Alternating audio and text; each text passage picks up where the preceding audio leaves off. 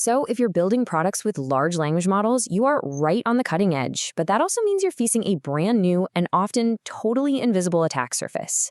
Today, we're going to break down how to protect your AI from threats you might not even know are out there. Let's just kick things off with this warning from the security firm Bithost.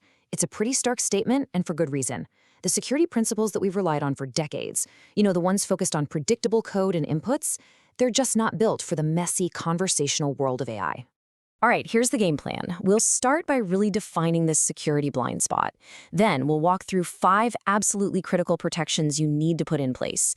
And we'll wrap up by talking about why security has to be this ongoing thing, not just a one-time fix.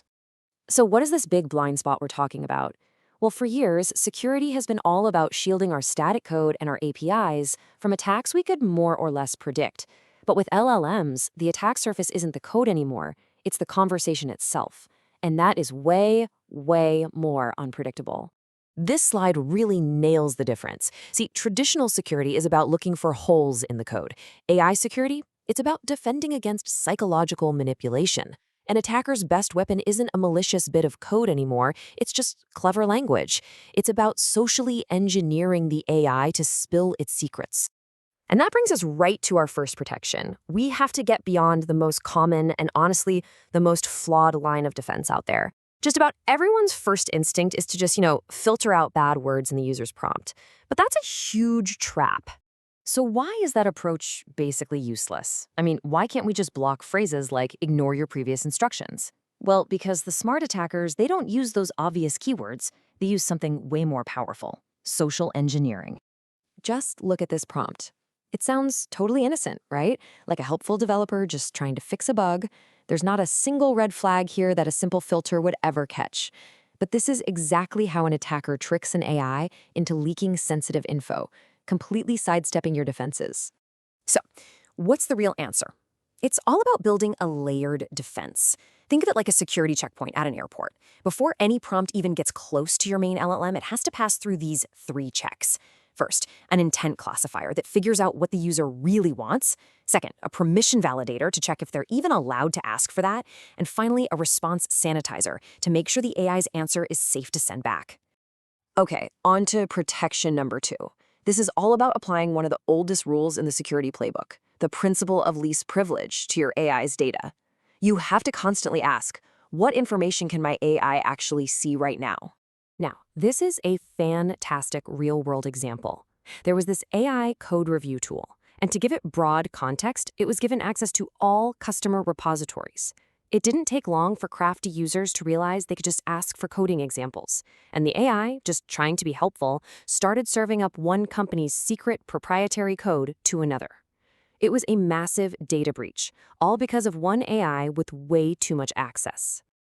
And that disaster perfectly explains the solution: session-locked contexts. It's simple, really. Your AI should only get the absolute bare minimum data it needs for the person it's talking to in that moment. As far as the AI is concerned, data for other users or other companies shouldn't even exist. So we've locked down the data the AI can see. Now let's talk about watching how people interact with it. Our third protection is all about spotting attackers by looking for strange patterns in the conversation itself, not just watching server logs. This table shows you exactly what to look for. Is someone firing off dozens of questions a minute? Or are they asking the same thing over and over, just slightly rephrased, trying to poke holes in the logic? Are their questions getting more and more sensitive over time? A regular user doesn't do that. That's an attacker doing reconnaissance. But here's the smart move. Don't just immediately block them. That could end up frustrating a legitimate power user. Instead, when your system spots this kind of weird behavior, you can dynamically throw in an extra security layer, like making them log in again, to prove who they are without ruining the experience for everyone else. Okay, so we've put up firewalls on the input and we're watching user behavior, but what about the AI's output? This brings us to protection number 4, and it gets at a fundamental conflict in how these models are built. You simply cannot trust your AI to keep a secret. You can write "never share API keys" in your system prompt 100 times. But here's the thing. At their core, LLMs are designed to be helpful and compliant. And when a clever attacker applies enough conversational pressure, that helpfulness is almost always going to win out over your security rules. It's a feature of the system, not a bug. 18.